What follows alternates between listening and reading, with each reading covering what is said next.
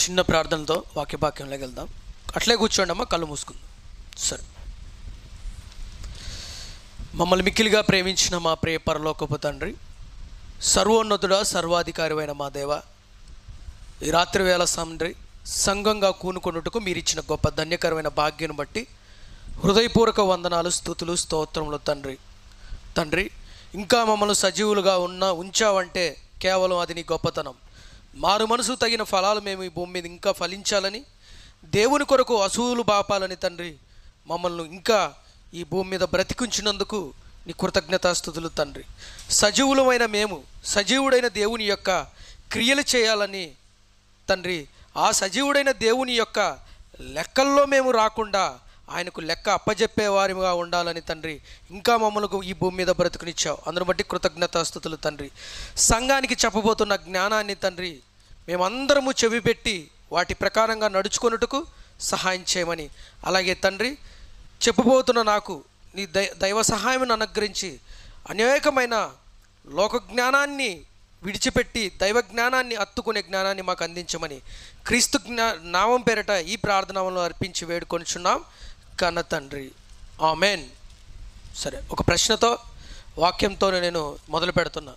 మీరు ఎంతమంది రోజు నన్ను కాపాడు దేవా అని ప్రార్థించే వాళ్ళు ఎంతమంది ఉన్నారో చేతులు ఎత్తండి. రైట్. దేవుని ఎదుట అబద్ధం చెప్పకుండా నిజాలే చెప్పాలి. నిజం చెప్పినవాడు నిత్య జీవితంలో ఉంటాడు, అబద్ధాన్ని చెప్పినవాడు అపవాదికి నియమించిన అగ్నిగుండంలో ఉంటాడు. ఇది సో రైట్. దేవుని ఎదుట మీరు నిజాన్ని ఒప్పుకున్నారు కాబట్టి సరే. క్రైస్తవులు ఎప్పుడు నన్ను కాపాడు ప్రభువా అని ప్రార్థన చేయడం అవివేకం. అది నా దృష్టిలో. కాపాడు ప్రభు అని ఏ విషయంలో ప్రార్థన చేయాలి తెలుసా? పాపము చేయే విషయం నుండి నన్ను తప్పించని ప్రార్థన చేయడంలో ఇది న్యాయం. ఎందుకంటే ఏదో ఒక రోజు ఈ లోకాన్ని విడిచిపెట్టాలన్నా లేదా? మన భక్తి ఎలా ఉండాలి? ధైర్యంగా ఉండాలి. ఎందుకంటే మనం భక్తి చేయాల్సింది దేనికోసం అంటే, ఎప్పుడు లోతుబారియేలా ఈ భూమి మీదనే ఉందాం, ఇక్కడే అన్నీ కట్టేసుకుందాం, ఇక్కడే ఉందామని కాదు మన భక్తి చేయాల్సింది. మన భక్తి దేనికంటే ఈ లోక యాత్రను ముగించుటకు. ఇప్పుడు స్కూల్కి వెళ్ళాం, నా బతుకు ఎప్పుడు 10th క్లాస్లోనే ఉందాం అనుకుంటాడా ఎవడైనా? కానీ ఇంకొక మెట్టు ఎక్కుదాం అనుకుంటారా? ఎవడైనా కానీ ఒక వ్యాపారవేత్తను తీసుకుందాం, నేను 100 ఈ 100 చాలు అని అనుకోడు. ఎప్పటికీ కూడా ఇంకొక 100ను సంపాదించాలని ఉంటాడు. ఎందుకంటే ఒక వ్యాపారవేత్త అయినా కానీ, ఒక చదువుతున్న వారు నేను ఎప్పుడు ఈ చదువులోనే ఉండాలి, ఈ 10th క్లాస్లోనే ఉండాలి, లేదా ఈ 9thలోనే ఉండాలి, 8thలోనే ఉండాలి అనుకోరు వాళ్ళు. అంటే ఒక మెట్టు ఏమైపోతారు, పైకి ఎక్కుతారు వాళ్ళు. ఒక మెట్టు పైకి ఎక్కడంలో ముందు ఉండాలి క్రైస్తవుడు. ఎంతసేపు మనం కాపాడు ప్రభు అనేది ఇది దైవభక్తుడు చేసే ప్రార్థన అయితే కాదు, ఇది 100%. ఎందుకంటే దుష్టుడి యొక్క ఆలోచనల నుండి తప్పించు, అది సత్యం, అది దైవ వాక్యానికి నమ్మకమైంది. సో కాపాడు ప్రభు అని చేయడము అవివేకం. ఎట్లా ప్రార్థన చేయాలంటే పాపం నుండి తప్పించు. ఎందుకంటే నువ్వు పాపం నుండి తప్పింపబడితే ఏమవుతుంది? పరలోకం నీ సొత్తు. ఏ క్షణాన్ని మనం కన్ను మూస్తామో తెలియదు, ఏ క్షణం ఈ లోకాన్ని విడిచిపెడతామో తెలియదు, ఏ క్షణానంగా మన గుండె ఆగిపోతో తెలియదు. ఈ గుండె ఆగిపోయే లోపల మన గమ్యం ఎక్కడ ఉండాలి? పరలోకంలో ఉండాలి. అందుకనే మన ప్రార్థనలు ఎప్పుడు ఈ భూ సంబంధమైన కాపాడు ప్రభు అని ప్రార్థనలు చేస్తే అది అవివేకం అనే చెప్తాను. ఎందుకంటే ఈ లోకయాత్ర ఏదో ఒక రోజు మనము ముగించాల్సిందే. ఈ లోకయాత్ర ముగించాలంటే మనం చేయాల్సిన ప్రార్థనలు ఏంటంటే, పాపం నుండి నన్ను తప్పించు, వ్యర్థమైన ఈ లోకాన్ని చూడకుండా నా కనుదృష్టిని నీ వైపు మళ్లించుకునేటకు నాకు శక్తిని ప్రభువా అని ఇటువంటి ప్రార్థన చేయాలి మనం. క్రైస్తవుడుగా, క్రీస్తుని నమ్ముకున్న వారుగా, క్రీస్తునందు ఉన్నవారిగా, క్రీస్తు కొరకు సంఘం లేకొచ్చి ఆయన జ్ఞానాన్ని వింటున్న మనం కూడా ఏం చేయాలి? మన ప్రార్థన ఎప్పుడు ఈ లోక సంబంధమైన పనికిమాలిన వాటి నుండి, పాప ఇచ్ఛను పుట్టించే వాటి నుండి మమ్మల్ని తప్పించు అనే ప్రార్థన చేయడం అది న్యాయం క్రైస్తవుడిగా. సో మన ప్రార్థన ఎల్లప్పుడూ ఇలాగే ఉండాలి. ఈ జీవితం ముగిసి వెంటనే మన జీవితం ఉంది కనుక ఆ జీవితం కొరకు మనం ఏం చేయాలి? అడుగులు వేయాలి. ఒక 10th క్లాస్ చదివిన విద్యార్థి నేను ఎప్పుడు ఇదే 10th క్లాస్లో మగ్గిపోవాలనుకోడు. ఇంకొక మెట్టు రేపు మళ్ళీ ఇంటర్ ఫస్ట్ ఇయర్ 11 వెళ్ళాలనుకుంటారు. ఇంటర్ అయిపోతానే మళ్ళీ డిగ్రీలో నేను ఒక మంచి పట్టాను పొందుకోవాలనుకుంటారు. ఇప్పుడు అన్ని విషయంలో, లోక విషయంలో అందరూ ఒక హెచ్చు నేను ముందు అడిగేయాలి, ఒక వ్యాపారం వేద్దాం అనుకుంటాడు. ఇప్పుడు సంపాదించిన సంపాదన కంటే ఇంకా కొంచెం మెరుగ్గా సంపాదించాలి. ఒక విద్యార్థి అనుకుంటున్నాడు, ఇప్పుడు చదివిన చదువు కంటే ఇంకా నేను మెరుగ్గా చదవాలి, ఒక గొప్ప స్థానానికి నేను వెళ్ళాలి అనుకుంటున్నాం. మనము ఎప్పుడు క్రైస్తవులుగా మనం కూడా ఒక స్థానం ముందుకు ఎదగాలి. ఇలా ప్రార్థన చేయడం తప్పనట్లేదు, కానీ ఆ ప్రార్థనలో ఇంకా మెరుగ్గా ఉండాలి మనం. ఎందుకంటే మన భక్తి ఒకవేళ ఈ లోక సంబంధం కొరకు అందరిలాగానే ఈ లోకంలో ఏదో కలిసి వస్తాయని భక్తి చేయడము అది అజ్ఞానం. కానీ క్రైస్తవులుగా మనం జ్ఞానాన్ని పొందుకుంటున్నాం. మనం ఏం చేయాలి? ఈ లోకపు యాత్ర. అందుకని పౌలు గారు ఏమన్నారు? లోకమంతా నాకు సంపాదించి పెట్టు ప్రభువా అని అన్నాడా? లోకమంతటిని ఎలాగనుకున్నాడు? పెంటతో సమానంగా చూసుకున్నారు. అది ఆయన దగ్గరికి ఒక 2 కేజీలు బంగారాన్ని తీసుకెళ్ళిపోయి నువ్వు ఇస్తే, చి దరిద్ర పెంట, అది నాకు అసహ్యం, నాకు అవసరం లేదు. అది క్రీస్తు లేక వచ్చిన తర్వాత మన కనుదృష్టి ఎలాగుంటుందంటే, లోకాన్ని నువ్వు చూస్తున్నప్పుడు అది పెంటగా కనపడుతుంది. అది మనకు పెంటగా. అందుకని భక్తులందరూ వాళ్ళు ఎందుకు భక్తులయ్యారంటే వాళ్ళు ఈ లోకాన్ని పెంటగా చూశారు కనుక. యేసుక్రీస్తు ప్రభు దగ్గరికి మొత్తం ఒక కొండ మీదకి తీసుకుపోయి ఈ లోక రాజ్యాలన్నింటినీ ఒక్క క్షణంలో చూపించాడు. యేసుక్రీస్తు ప్రభు ఏమన్నాడు? అబ్బబ్బబ్బా, గొప్ప అధికారాన్ని ఇస్తున్నావురా నాకు అని అనుకున్నాడా? నీ దేవుని శోధింపకూడదు, అపవాదే నా యొద్ద నుండి వెళ్ళిపో. ఎందుకంటే ఆయన లోకాన్ని పెంటగా ఎంచుకున్నాడు కాబట్టే లోకం యొక్క మలినాన్ని అంటించుకోకుండా బ్రతికారు. అందుకని వాళ్ళ బ్రతుకు బాటల్లో ప్రభువును కనపరిచారు. అది క్రైస్తవం అంటే. సో ఇదంతా ఎందుకు చెప్పానంటే, ఇంట్రడక్షన్గా మనం ఏదో ఒక రోజు ఈ లోకపు యాత్రను ముగించాల్సిన వారం విన్నాం. ఈ లోక యాత్రను ముగించాల్సిన మనలో ఉండకూడదు ఏంటి? పాపం నియమం ఉండకూడదు. అదే అందుకనే ఆ పాపం నియమం ఉంటే ఏమవుతుంది? పాతాళానికి వెళ్తాం. అలా మనలో పరిశుద్ధత ఉన్నదనుకో, అప్పుడు ఎక్కడికి వెళ్తాం? పరలోకం వెళ్తాం. అది మన కాన్సెప్ట్. మన గురి గమ్యం ఏంట్రా అంటే, నశించిపోయే ఈ లోకం కాదు మనకు శాశ్వతం, నశించని నిత్యము ఉండే లోకమే అది శాశ్వతం. మనకు ఈ లోకము అశాశ్వతం, పరలోకం మనకు శాశ్వతం. మరి పరలోక సంబంధమైన నువ్వు ఈ లోకపు యాత్రను ముగించిన వెంటనే వెళ్ళడానికి మనం ఏం ప్రార్థన చేయాలి? దుష్టుడు యొక్క పాపపు ఇచ్చ, వాడు ఆ ప్రేరేపణను మమ్మల్ని తప్పించు, అది అసలైన ప్రార్థన. దానికి ప్రతిఫలము ఖచ్చితంగా దేవుడిస్తాడు. సో ఎందుకు ఇదంతా చెప్పానంటే, ఇది కేవలం ఇంట్రడక్షన్. మరణం అనేది ఒక మనిషి యొక్క పుట్టుక ఎలా ఉంటుందంటే, ప్రతి ఒక్కరి పుట్టుక మనందరము తల్లి గర్భం నుండి వచ్చిన వాళ్ళమే, అంతేనా కదా? మన పుట్టుకలన్నీ మనందరం తల్లి గర్భం నుండి ఈ భూమి మీదకి వచ్చిన వాళ్ళమే. కానీ మరణం అనేది ఎలా వస్తుంది? మరణం ఏ విధంగా వస్తుంది? పుట్టుకైతే తల్లి గర్భం నుండి ఈ భూమి మీదకి వచ్చిన వాళ్ళమే, రైట్? కాదనం, అది అక్షర సత్యం. కానీ మరణం అనేది పలు విధాలుగా ఉంటుంది. కొందరు మరణాలు ఎలా ఉంటాయి? కొందరు యాక్సిడెంట్ అయి చచ్చిపోతారు, కొందరు పాము కాటుకు గురై చచ్చిపోతారు, కొందరు ఒళ్ళు కొవ్వెక్కి లోకంలో బాధలున్నాయి, వ్యాధులు ఉన్నాయని చెప్పి ఆత్మహత్య చేసుకొని చచ్చిపోయే వాళ్ళు ఉన్నారు. రకరకాలుగా మరణం. కొందరు దేవుని కొరకు నియమింపబడి, దేవుని చేత నిర్ణయింపబడి లోకాన్ని ఎదురించినందుకు హతసాక్షులుగా మారిన మరణాలు కూడా ఉన్నాయి. కొందరు హార్ట్ అటాక్తో మరణించిన వాళ్ళు ఉన్నారు, కొందరు రోడ్డు ప్రమాదంలో మృతి చెందిన వాళ్ళు ఉన్నారు, కొందరు నడుస్తూనే ఏదో పడిపోయి హఠాత్ మరణాలు పొందిన వాళ్ళు ఉన్నారు. అంటే మరణము పలు విధాలు, కానీ పుట్టుక మాత్రం ఒకటే విధం. తల్లి గర్భం నుండి ఈ భూమి మీదకి వస్తాం. మరణం మనకు అనేక రకాలుగా వస్తుంది. కానీ మనిషి ఏమైపోతున్నాడంటే, ఏ మరణంలో ఉంటున్నాం మనము? కానీ మనకు ఒక మరణం ఉంది, అది క్రీస్తునందున్న మరణం. ఆ మరణం ఏం చేస్తుంది? నిత్య జీవితం లేక మనములో తీసుకెళ్తుంది. ఆ మరణం ప్రతి ఒక్కడు మనం ఎలా మరణించాలనుకోవాలి? క్రీస్తునందు మనం మరణం అనేది ఉండాలి. క్రీస్తునందు ఉన్న వారికి ఏ శిక్ష విధి లేదు. అటువంటి మరణం అది ధన్యకరమైన మరణం, అందులో ఏమాత్రం సందేహం లేదు. కన్ను మూసిన వెంటనే కన్న తండ్రి యొద్దకి మన ప్రయాణం, అందులో ఏమాత్రం సందేహం అనేది ఏమాత్రం, ఎందుకంటే మన విశ్వాసం అంత గొప్పది. ఆరిని నేల మీద ఎంతోమంది పుట్టుకొచ్చారు, ఎంతోమంది గొప్పవాళ్ళై ఉన్నారు, ఎంతోమంది గొప్ప గొప్పగా చాటింపు చెప్పుకున్న వాళ్ళు, దేవుళ్ళు అనబడిన వాళ్ళు, దేవతలని వాళ్ళు ఎంతోమంది పుట్టుకు వచ్చారు. కానీ వారందరూ పాతి పెట్టబడ్డారు, మళ్ళీ ఎవరు తిరిగి లేవలేదు. కానీ ఓన్లీ క్రీస్తు మాత్రమే ఆయన మరణాన్ని జయించి తిరిగి లేచాడు. మనందరికీ బాహాటంగా చెప్తున్నాడు. నేటికి 2000 సంవత్సరాల నుంచి ఇదే చెప్తున్నాడు. నేను మరణించి సమాధిని గెలిచాను. మీరు కూడా నా యందు విశ్వసిస్తే మీకు కూడా అదే గతి.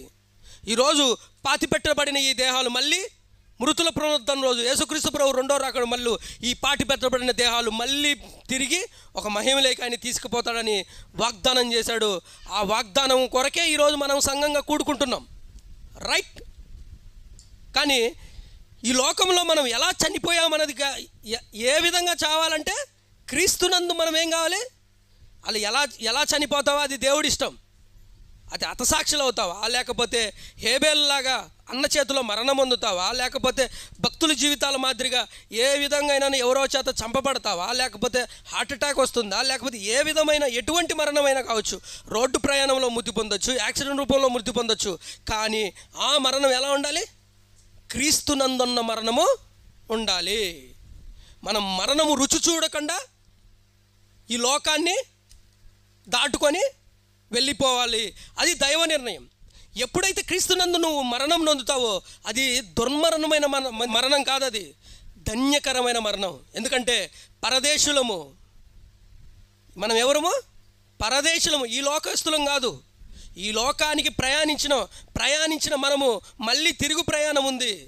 అందుకనే ఈ లోకపు యాత్రను మళ్ళీ ముగించి పరలోకం చేరాలంటే ఏం కావాలి? ఎవరైతే ఆ పరలోకాన్ని దిగొచ్చి మన కొరకు ప్రాణం పెట్టి మళ్ళీ తిరిగి పరలోకానికి ఎక్కడికి వెళ్ళాడు? అవరోహణమై వెళ్ళాడు. ఆయన కొరకే మన నిరీక్షణ, ఆయన యందే మన విశ్వాసం కనుక మన నిరీక్షణ ఎప్పుడు మనల్ని సిగ్గుపరచదు. కానీ చాలామంది ఏమనుకుంటారంటే, ఒక క్రైస్తవుడు నీతిమంతుల మరణాలు ఏమనుకుంటారంటే, అయ్యో మాకే మరణమా, మాకెందుకు వచ్చింది, మన దేవుణ్ణి నమ్ముకుంటున్నావు కదా, మరణం ఎందుకు వచ్చిందని చాలా అడ్డమైన ప్రశ్నలు లేవాళ్ళు చాలామంది ఉంటారు. కానీ మరణం ఏ విధంగా, ఇందాక మనం మరణం ఎట్టయినా రావచ్చు, కానీ ఆ మరణమందు నువ్వు క్రీస్తునందు ఉంటే మాత్రం అది ధన్యకరమైన మరణమని చెప్పాలి. సరే, యెషయా గ్రంథంలో ఒక మాట అంటున్నాడు, ఒకసారి చూద్దాం. యెషయా గ్రంథం 57వ అధ్యాయం ఒకసారి చూద్దాం. నీతిమంతుల మరణం ఎలాగ ఉంటుందో చూద్దాం. యెషయా గ్రంథం 57 1వ వచనం తీసి చదవండి ఒకసారి. నీతిమంతులను నశించుట చూచి ఎవరును, నీతిమంతులను నశించుట చూసి ఎవ్వరును దాని మనసును పెంచడంట. ఇప్పుడు నీతిమంతులను ఎవరైనా, ఇప్పుడు ఫర్ ఎగ్జాంపుల్ నిన్న కాక మొన్న మన ప్రవీణ్ పగడాల మన అన్న ఒక ఆయన క్రైస్తవుడు మృతి పొందాడు. కానీ అది లోక చట్టం రీతిలో దాన్ని యాక్సిడెంట్ రూపంలో రుద్దేశారు. కానీ దైవత్వం నొందిన వాడు ఎవ్వడు దాన్ని యాక్సిడెంట్ అన్నాడు. అంతో ఇంత కనీస జ్ఞానం ఉన్నవాడు ఎవ్వడు దాన్ని యాక్సిడెంట్ అన్నాడు. నీతిమంతులు అంటే ఆయన ఆ పరిస్థితి మనం చూస్తే, ఆయన మరణించిన విధానం చూస్తే ఆయన అది అలా లేదు. అది చిన్నపిల్లలను అడిగినా కూడా ఆ మరణము యాక్సిడెంట్ అని ఎవరు అనరు. కానీ అది ఖచ్చితంగా అనుమానాస్పదమైన మరణమే, ఎవరో ఒకరు అంతం నొందించిన మరణమే అది. సో ఒకసారి చదవమ్మా, మొదటి నుంచి చదువు. నీతిమంతులు నశించుట చూసి ఎవ్వరూ దాని మనసున పెట్టరు, భక్తులైన వారు తీసుకొని పోడుచున్నారంట. ఎలా తీసుకొని పోతున్నారు? ఆపండమ్మా. భక్తులైన వారు ఎలా తీసుకెళ్ళిపోతున్నారంట? భక్తులైన వారు దేవుడు ఏం చేస్తున్నాడు? తీసుకొని పోతున్నాడంట. ఇట్ట కొట్టి చంపట్లేదు. ఎలా? ఇలా ఒక వస్తువును భద్రంగా మనం ఎలా ఒక గాజు వస్తువుని ఎలాగ భద్రంగా తీసుకెళ్తామో భక్తులైన వారిని ఎలా తీసుకెళ్తున్నాడంట. ఇప్పుడు యోహాను మరణాన్ని తీసుకుందాం. యోహాను మరణం ఎటువంటిది? అదే మరణం వస్తే మన విశ్వాసులు ఒక్కడికి కూడా ఉండదు. అంతే, ఎన్నోజట ఏ రాయినో పుట్టనో పోయి మనం ముక్కేసుకుంటాం. ఈ దరిద్రమైన బతుకు ఇది ఎందుకు రాని. యోహాను మరణం ఎటువంటిది? చిరచ్ఛేదనం చేయబడిన మరణం. చిరచ్ఛేదనం చేయబడడం. మనం దైవికమైన మానవ సంబంధమైన ఆలోచనలు వెళ్తే అది భయంకరమైన మరణాన్ని చూస్తాం, భయంకరమైన మరణముగా పరిగణిస్తాం. ఎంత భయంకరమైన, అది కుక్క చావు అంటాం. మామూలుగా అయితే మనం ఏమంటామంటే యోహాను మరణము చిరచ్ఛేదనం చేయబడింది. ఎందుకు ఆయన అంత చిరచ్ఛేదనం? ఆయన రోషం కలిగిన దైవ సేవకుడు. పాపం చేయ వారి దగ్గరికి వెళ్ళిపోయి మీ పాపాలు మానండిరా, మీ అక్రమాలు మానండి, మీ దుర్నీతిని మారండి, దేవుడి ఉగ్రత ఈ భూమి మీదకి రాబోతుంది, పరలోక రాజ్యం సమీపించుచున్నది, మరణాఛాయలో ఉన్న వారికి వెలుగు ప్రకాశింపబడుతుంది, మరణంతో కొట్టుకుపోయే వారందరికీ మీ మీద వెలుగు ప్రకాశింపబడుతుంది. కనుక మీరేం చేయాలి? ఆ మరణాఛాయలో ఉన్న ఆ పాపపు చెర నుండి మీరు బయటికి రండి అని సువార్తను ప్రకటించాడు. ప్రపంచాన్ని, రోమా ప్రభుత్వాన్ని పరిపాలిస్తున్న రోమా ఎంపైర్ హేరోదియాగా దగ్గరికి వెళ్ళి నీ సొంత అన్న భార్యను నువ్వు ఉంచుకున్నావు కనుక ఏం చేయాలి? ఆ పాపాన్ని విడిచిపెట్టు, అది తప్పు, అది దైవకు విరోధము అని చెప్పినందుకు లోకం దృష్టికి పగవాడిగా మారాడు. పగవాడిగా మారినందుకు, ఆయన ప్రశ్నించినందుకు, నువ్వు చేస్తున్నది తప్పు అన్నందుకు హేరోది ఏం చేసింది? ఆయన తలను చిరచ్ఛేదనం చేయండి అన్నది. అందుకనే ఇప్పుడు భక్తులైన వారు ఏమైపోతున్నారు? కొనిపోబడుతున్నాడు. ఇప్పుడు యోహాను మరణం చూస్తే ఎలా ఉంది మనకి? లోకం దృష్టిలో చాలా భయంకరంగా ఉంది కదా, చాలా కుక్క చావు చచ్చినట్టుంది కదా. చిరచ్ఛేదనం చేయడం అంటే ఇలా నిలబడి ఉంటే ఇలా మనం ఎలా ఉంటుందంటే ఆ మరణము, మనం చెట్టు దగ్గరకు పోయి ఎలా నరుకుతామో అలా చిరచ్ఛేదనం, అది గొడ్డలి పెట్టి నరకడం. చూడు మరి వాళ్ళ వీరుల, విశ్వాస వీరుల మరణాలు చూడు ఎలా ఉన్నాయో. మరణం వాళ్ళ ఎదురుకొస్తుంటే ఆనందంతో చిందులేశారు. ఎందుకంటే మరణం వారి మీద ఏలుబడి చేసే ప్రసక్తి లేదు. అంటే మరణం వాళ్ళ కళ్ళ ముందరికి వస్తుంటే ఎలా ఉంది? వాళ్ళకి చిరచ్ఛేదనకు నిలబడ్డారు. ఎందుకంటే ఈ లోకం మాది కాదని నిలబడ్డారు. ఇది మాది ఏదో ఒక రోజు మేము మరణించాలి. ఆ మరణాన్ని ఎలా చూశారు వాళ్ళు? దేవుడు తీసుకుపోయే విధంగా. దేవుడు ఏం చేస్తున్నాడు? కొనుపోబడుతున్నాడంట, తీసుకెళ్ళిపోతున్నాడంట. వాళ్ళ మరణాలు ఏం చేస్తున్నాడు? తీసుకెళ్ళిపోతున్నాడు. చిరచ్ఛేదనం చేయబడిన మరణం. అందుకనే ఆ మరణాన్ని జ్ఞాపకం చేస్తూ మన దృష్టిలో అది భయంకరమైన మరణం కావచ్చు, కానీ యేసుక్రీస్తు ప్రభు దృష్టిలో ఎలాంటి మరణం? ఆ యేసుక్రీస్తు ప్రభు ఏమన్నాడు? యోహాను సువార్తలో 5:34 అంటాడు, యోహాను మండుచున్న దీపం అంట. అదే మనమైతే యోహాను అనేవాడు కుక్క చావు చచ్చారా, అదేం బతుకురా, ఎవడో వచ్చి అడ్డంగా నరికేశారా, గొడ్డును నరికినట్టు నరికేశారా, కనపడుతున్న చెట్టును నరికినట్టు నరికేర్రా అని మనము ఎన్నో రకాలుగా మనము బాధపడతాం, వేదన పడతాం. కానీ ప్రభువు చెప్తున్నాడు, యోహాను మరణం ఎటువంటిదంట? యోహాను ఎలాంటి వాడంట? మండుచున్న దీపము. ఎందుకంటే మండుచున్న దీపాల ఎదుట మరణము ఏమీ చేయలేదన్నాను. మరణం నా ఎదుటికి వచ్చే నేను భయపడను అని రాసుకోవాలి మనం. 10,000 మంది దండెత్తినను నేను భయపడను దావీదు గారు తన కీర్తన కాలం రాసుకుంటాడు. అదే మరణం నా యొద్దకు వచ్చితే నేను భయపడను, ఎందుకంటే మరణం తర్వాత నాకు మరో జీవం లేక నేను ప్రవేశించుచున్నాను అన్న ధైర్యము, అటువంటి భక్తి మన ఎదుటుండాలి. ఆయన మండుచున్న దీపము. ఎందుకంటే క్రీస్తు కొరకు హతసాక్షిగా మిగిలాడు. లోకాన్ని గద్దించినందుకు, లోకాన్ని, పాపాన్ని విడిచిపెట్టండి, పరలోక రాజ్యం సమీపించుచున్నది, ఆ పాపపు జీవితాన్ని వదిలిపెట్టమని గద్దించినందుకు లోకం ఆయనకి ఇచ్చిన శిక్ష ఏంటి? చిరచ్ఛేదనం. కానీ దైవం ఇచ్చింది ఏంటో తెలుసా? నీతి కిరీటం. ఆ నీతి కిరీటం కొరకు హతసాక్షులైన పర్వాలేదు, మన ఈ లోకపు యాత్ర మనది ఏమైపోద్ది? ముగించిపోతుంది. ఈ లోకాన్ని మనం ముగించే లోపల పరలోకమే మనకు శాశ్వతం అంటూ వాళ్ళు దేవుని కొరకు అసూలు బాశారు. ప్రాణాలు సైతం లెక్క పెట్టలేదు. ఎందుకంటే ఆయన మన కొరకు ప్రాణం పెట్టాడు. మనం కూడా ఏం చేయాలి? ప్రాణం పెట్ట బద్ధులమై ఉన్నాము అని అంటాడు భక్తులు. ఆయన కొరకు, మనం అందరి కొరకు ఆయన ప్రాణత్యాగం చేశారు. మనం కొరకు కూడా మనం ఏం చేయాలి? ప్రాణత్యాగం చేయాలి. ఈ దైవత్వం ఎలా వస్తుంది? లోకంలో ఎవడు చూసినా కూడా, లోకంలో ఎప్పుడు చూడండి, ఎవరిని చూసినా కానీ ఒకని కడుపు కొట్టాలి, మన కడుపులు నింపుకోవాలన్నది సామెత. ఎన్ని తప్పులైనా చేయి, కూటి కొరకు కోటి విద్యలు. ఎదుటివాడి పొట్ట కొట్టడం కూడా ఒక విద్యే. ఎదుటివాడిని నాశనం కోరుకొని కూడా ఒకని చంపైనా మన కోటలు కట్టుకోవాలి. అది లోకపు విద్య, లోకపు యొక్క చట్టం. కానీ క్రీస్తు కొరకు ఆలోచించే వాళ్ళు, క్రీస్తు కొరకు బ్రతికే వాళ్ళ జీవితాలు అలా ఎప్పటికీ ఉండవు. ఎందుకంటే దైవత్వం మనల్ని ఏం చెప్తుందంటే, నీ దైవత్వం ఏం చెప్తుందంటే, ఇతరుల కొరకు నువ్వు చచ్చిపోయినా పర్లే కానీ ఇతరులకు కీడు చేయకండి. అదే క్రీస్తు యొక్క తత్వం. అదే క్రీస్తు మనసు కలిగిన వారు, క్రీస్తు యేసు ఉందన్నవారు వాళ్ళు అలాగే జీవిస్తారు. క్రైస్తవులుగా మనం ఏ మనిషిని చూసినా కూడా మనం ఎప్పుడైనా కానీ మనిషిని చూసినప్పుడు దైవత్వంలో చూడడం మొదలు పెట్టండి. మీకు ఎప్పుడు ఏ మనిషి కీడు చేసేవాడు కానీ, వాడిని అంతమొందించాలని కానీ, వాళ్ళని నాశనం చేయాలని కానీ మనిషినిగా ఎప్పుడు చూడకండి. మనం అనుకుంటాం నేను దానికి చాలా విరోధిని. మనిషిని మనిషిగా చూడడం చాలా తప్పు. కానీ మనిషిలో దైవత్వాన్ని చూడడమే అది అసలైన రహస్యం. ఎందుకంటే మనిషిని మనిషిగా నువ్వు ఎప్పుడైతే చూస్తావో ఖచ్చితంగా ఏమైపోతుంది, మనిషికున్న స్వభావం ఏంటంటే పెడితే పెళ్ళి లేకపోతే చావు కోరుకునే రకం. నువ్వు పెట్టావా మనల్ని గొప్పగా కీర్తిస్తారు. నువ్వేమైనా వాళ్ళకు సహాయం చేసావా నీ అంత సూర్యుడు వీరుడు లేనని గొప్పగా కీర్తిస్తారు. ఒక్క నిమిషం నువ్వు వాళ్ళకి ఏమైనా ఇయ్యలేదా ఇమ్మీడియట్లీ నిన్ను దూషించడం మొదలుపెట్టారు. ఇది మనిషి తత్వం. మనిషినిగా ఎప్పుడు చూడకూడదు. అని మనిషిని ఎలా చూడాలి, దైవత్వంలో చూసినప్పుడే మనము మనిషిని దేవుని రూపం. ఎందుకంటే దేవుడు ప్రతి మనిషిని తన స్వరూపమందు తన పోలిక చొప్పున చూసుకున్నప్పుడు, అప్పుడు దైవత్వంతో నువ్వు ఎప్పుడైతే ఆ మనిషిని చూస్తావో ఆడు మన పట్ల ఎన్ని తప్పులు చేసినా మనం క్షమించుటకు సిద్ధ మనసు కలిగి ఉంటాం.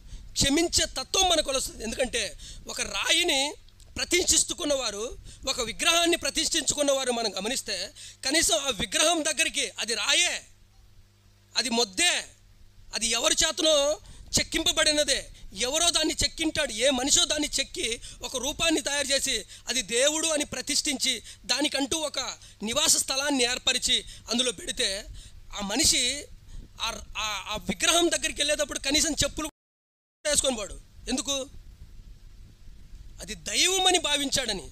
మరి రాయికి మొద్దుకి ఎవరి చేతనో ఒక చెక్కింపబడిన ఒక శిల్పానికి నువ్వు దానికి దైవత్వాన్ని ఇచ్చి దానికి అంత మర్యాద ఇస్తే, మరి నీ స్వరూపమందు నీ పోలిక చొప్పున తన స్వరూపమందు తన పోలిక చొప్పున ఏం చేశాడు దేవుడు? ఒక మనిషిని నిర్మించుకున్నాడు. మరి ఆయన ఎలా చూస్తాం? మరి ఒక మనిషి చెక్కుకున్న దానికే అంత విలువిస్తే దేవుని స్వరూపంలో ఉన్న వాడికి నువ్వెంత ఇవ్వాలి? అందుకని మనిషిని ఎలా చూడాలి? ఒక హిందువుగా చూడకు, ఒక క్రైస్తవుడిగా చూడకు, ఒక బుద్ధిస్టుడిగా చూడకు, ఒక ముస్లిమ్స్గా చూడకు. ప్రతి మనిషిలో మనం ఏం చేయాలి? దైవత్వాన్ని చూడాలి. మనం అందరం ఎవరు? ఆదాము సంతానం. మనందరి సంతానం ఎవరిది? ఒక జాతి మనుషుడి నుండి. ఆ జాతి మనుషుడే ఎవరు? ఆదాము. మనందరము ఆదాము నుండి పుట్టుకు వచ్చిన వారమే, ఆదాము సంతానమే మనంతా. ఈరోజు రకరకాలుగా మతాలుగా విభజింపబడిన వారైనా రకరకాలుగా ఆయా జాతులుగా ఆయా మతాలుగా విడిపింపబడిన ప్రతి ఒక్కరు ఎవరంటే మనందరము ఆదాము సంతానమే. ఆదాము నుండి వచ్చిన వారమే. ఆ ఆదాము నుండి తయారు చేసుకున్నప్పుడు దేవుడు చెప్పిన తన స్వరూపమందు తన పోలిక చొప్పున దేవుడు ఏం చేశాడు? మనుషులను నిర్మించుకున్నాడు. కనుక ఎప్పుడైతే మనము మనిషిని మనిషిగా చూడితే అది తప్పుగానే కనపడుతుంది. మనిషిని ఎప్పుడైతే దైవత్వంలో చూస్తామో ఎప్పుడు ఏ మనిషికి మనం ఆటంకం చేయడానికి సిద్ధపడము. వానితో యుద్ధం చేయాలన్నా ఆలోచనలు కూడా మనం కాదు, వానితో పాపం చేయాలన్నా ఆలోచన. ఒకవేళ మన ఎడల ఎవడైనా తప్పు చేసినా క్షమించగలిగే మంచి మనసు ఎప్పుడు వస్తుంది అంటే మనిషిలో నువ్వు దైవత్వాన్ని చూసినప్పుడు. మనిషిని మనిషిగా చూస్తే మాత్రం ఖచ్చితంగా కక్షలు వస్తాయి, కపటం వస్తుంది, వేషధారణ వస్తుంది, మోసం చేయాలని వస్తుంది, ద్వేషించాలని వస్తుంది, ఆశించాలని వస్తుంది, వీలైతే చంపాలని కూడా వస్తుంది. కానీ దైవత్వం ఎప్పుడైతే చూస్తామో ఏ మనిషిని మనం అర్థం చేయాలన్న ఆలోచనలు మనకు రావు. సో దైవత్వం ఉన్న వారిని ఏం చేయబోతున్నారు? దేవుడు ఏం చేస్తున్నాడంట? కొనుపోబడుతున్నాడంట. అంటే క్రీస్తు యొక్క మరణం, క్రీస్తునందున్న వారి మరణాలు మనకు ఈ మరణము ఎలాగైనా రావచ్చు. అది ఏ విధమైన రూపం కావచ్చు, యాక్సిడెంట్ కావచ్చు, లేకపోతే హతసాక్షి కావచ్చు, గుండెపోటు కావచ్చు, ఏ విధమైన రోగంతో మరణించవచ్చు, ఏ విధమైన మరణించక తప్పదు. కానీ ఆ మరణం ఎలా ఉండాలి? క్రీస్తునందు ఉండాలి. అందుకనే చిరచ్ఛేదనం చేయబడుతున్నప్పటికీ ఏమంటున్నాడు? చిరచ్ఛేదనం చేసి చంపబడుతున్నప్పటికీ యోహాన్ని చూపిస్తే ఏమంటున్నాడు? యోహాను ఎలాంటోడు? మండుచున్న దీపమై ఉన్నట్టున్నాడు అన్నాడు. ఒకనాడు ఇలాంటి పరిస్థితి చాలామంది క్రైస్తవుల్లో మనం ఏమనుకుంటామంటే, అయ్యో ఏంటి క్రైస్తవులు క్రీస్తుని నమ్మిన వారి మరణాలు కూడా ఎలా ఉంటాయా? నేను ప్రవీణ్ అన్న మరణం మనం చూస్తే చాలా భయంకరమైన మరణం, కానీ దేవుని దృష్టిలో అది ఎలాంటి మరణం? తీసుకొనబోయబడ్డాడు. హనోకు ఎలా తీసుకుపోయాడు? దేవుని చేత కొనుపోబడ్డారు.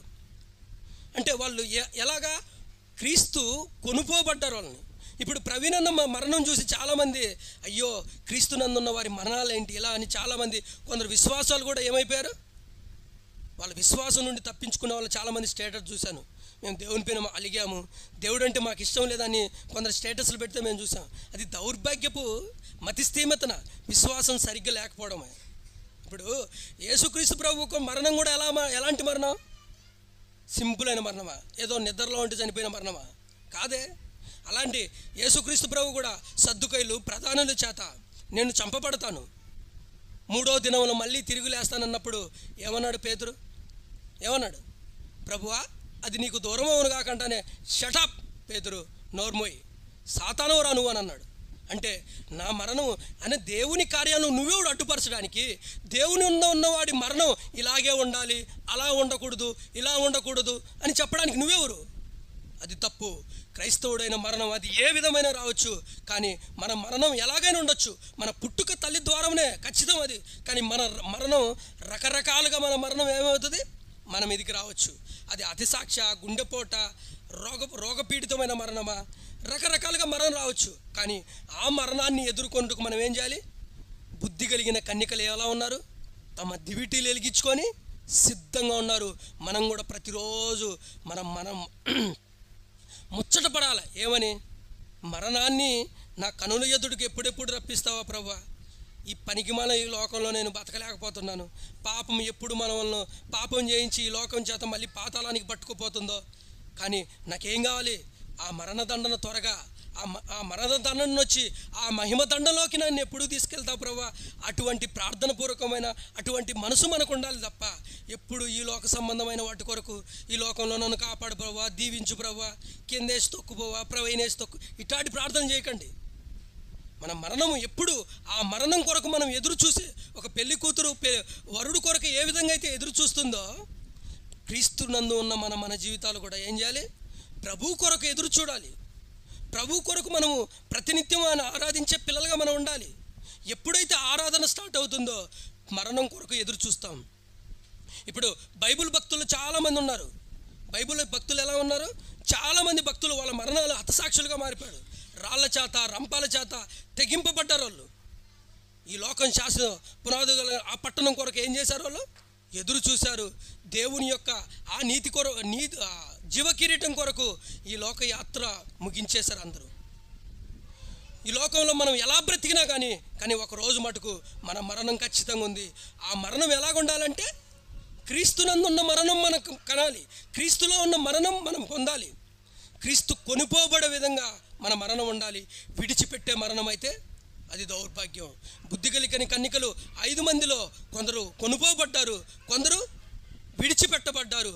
కానీ ప్రియమైన దేవుని సంఘమా, విడిచిపెట్టే సంఘంలో మనం ఉండకూడదు.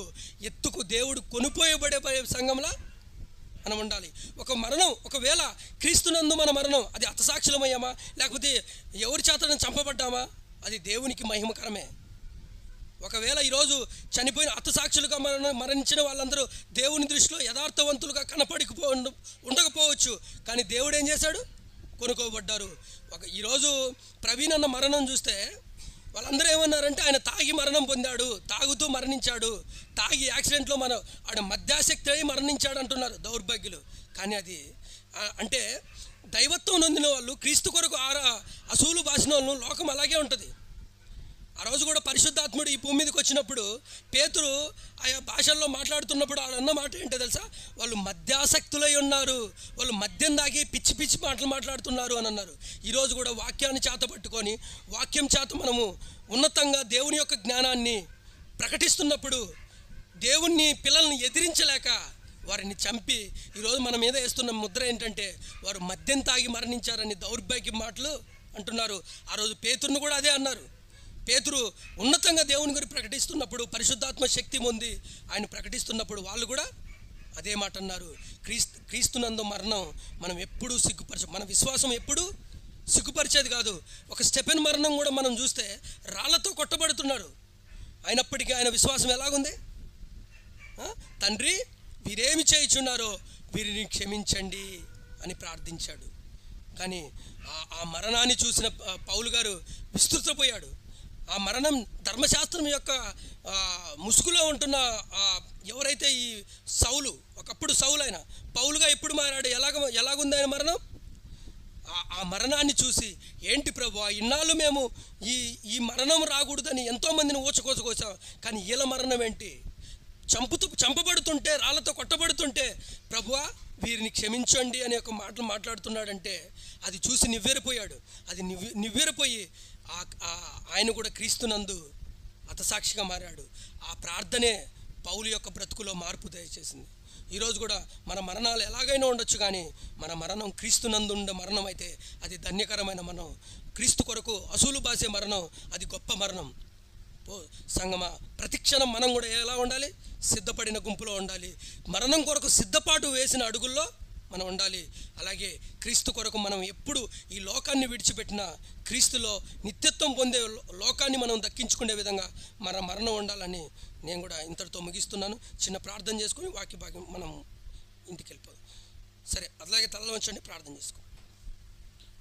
మమ్మల్ని మిక్కిలిగా ప్రేమించిన మా ప్రియ పరలోకపు తండ్రి, సర్వోన్నతుడా, సర్వాధికారి అయిన మా దేవ, ఈ రాత్రి వేళ